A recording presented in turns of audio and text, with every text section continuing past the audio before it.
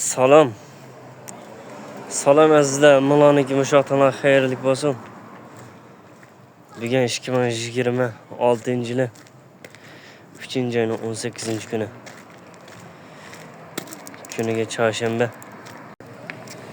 Hammalarniki kechliklar xayrlik bo'lsin. Hozir men O'zbekiston Toshkentda. Yani Toshkent, O'zbekiston, O'zbekiston Toshkent. Kech soat 9:38 minut o'tibdi hozir.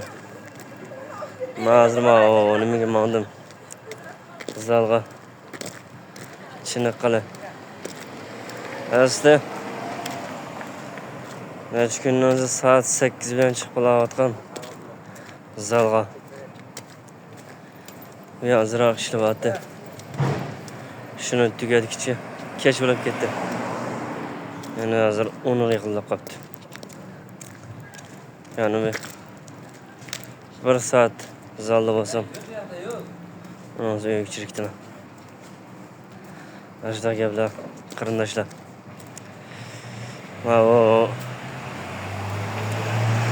Belki qaynimni chiqamay, gapsiz chiqamay. Zalni chiqarib qo'yayotgan necha kundan so'ng. Bugun o'zimcha gap qilgim kelib qoldi. Aman bo'linglar, yurtimizdagilar. Ili Altay, Tarabag'atay, G'o'lja,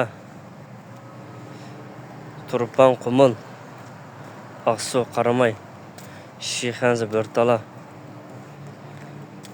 Sanji, Aqsu, Xotan Qashqa, Atush, Charchan Chaqliq, Yakan Qag'liq va hokazo diyorimizga hamma qarindoshlar omon bo'linglar. Hammalarga omonlik tilaymiz.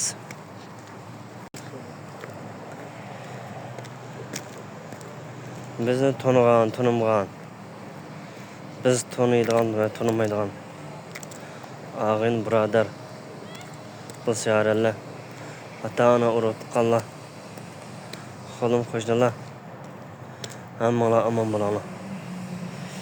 Men Shir Alijon, Yusufjon, Iroyim Mehmet, o'zim Qashqardan. Aman bo'linglar. Mana videoni ko'rganlar yurak besib qo'yishni unutib qolmanglar.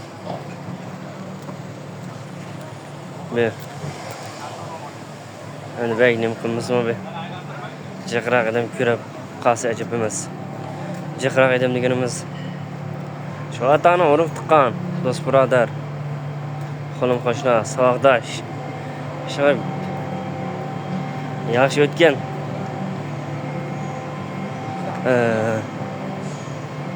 Hammaylar ko'rib qolsa ajab emas deb o'ylayman.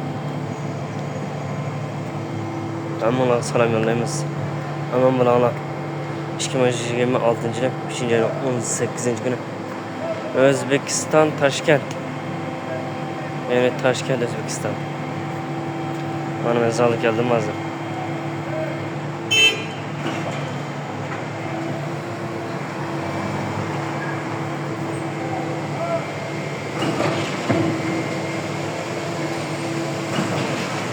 Aman bo'linglar. Gaplik chiqib ketdi.